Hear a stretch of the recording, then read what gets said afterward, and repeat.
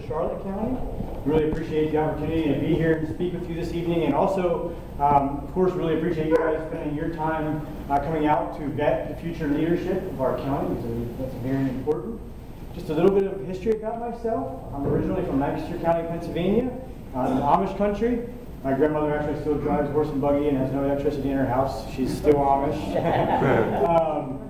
My father left the Amish religion, so I had an opportunity to go to high school and college, and I started my professional career working as a consultant for FEMA in various areas throughout the country, helping cities, counties, communities recover from natural disasters, which is, after a number of years, what brought me to Charlotte County, where I had an opportunity to work with Charlotte County as a consultant initially, helping them get through some of the issues that they were dealing with FEMA for Hurricane Charlie, where FEMA didn't want to provide funding for some of the projects that by law it said that they were supposed to provide funding for.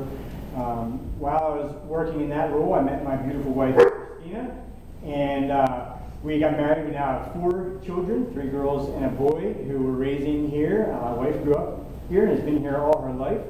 After working for the county as a consultant, I was offered a full-time position, which I accepted in order to avoid traveling as I needed to when I worked for FEMA and on natural disasters type of things.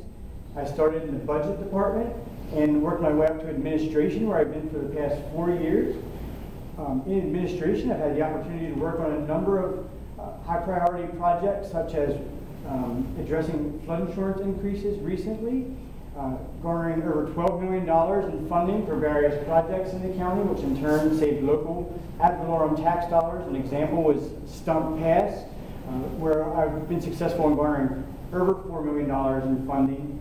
There's an MSBU and MSTU there. Instead of spending those dollars on the recent dredging of Stump Pass and beach renourishment, we were able to save those dollars, and they're now going to be used towards a permanent project where we're looking to build a groin or some type of permanent structure out there.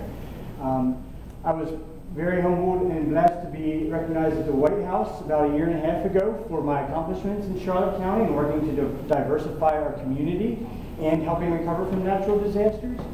And the reason that I decided to run, as in working for the county for the past, at the administration level, 4 years, I've garnered a unique perspective of a lot of the issues that we're facing.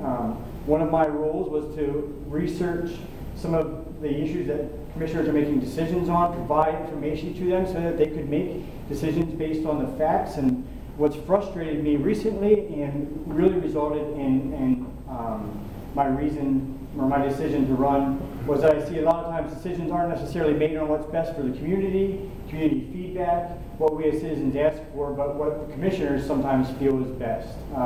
I believe coming in with a fresh perspective, not being a politician all of my life or a career politician, that I can work to address some of the issues with a fresh perspective, taking into account the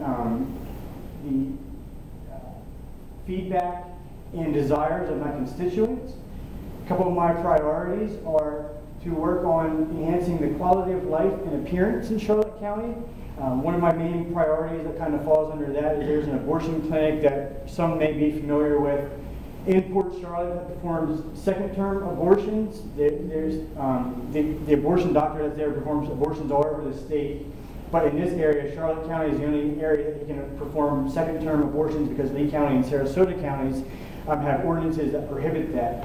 The second-term abortions are, fetuses that are very well along, and there's been a lot of issues. And so one of my main priorities is to work to, at minimum, make it very uncomfortable for him to remain here and pass ordinances that wouldn't allow second-term abortions. Also, one of the other things I would like to focus on that I've actually learned about recently from a number of churches that I visited with, churches are required to pay MSBUs and MSTUs, which are basically a form of tax.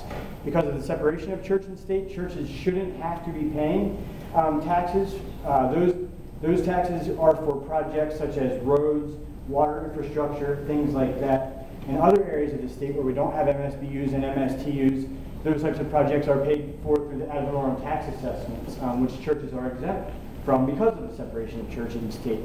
So one of my priorities is going to be to eliminate the necessity of the churches to pay into those MSBUs, MSTUs, a secondary kind of issue that flows along with that, as a resident, you're paying into that MSB or MSTU, that taxing district.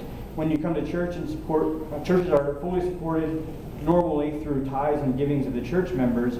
So if you tithe and support your church, you're again paying into that tax because the church is then again paying that tax.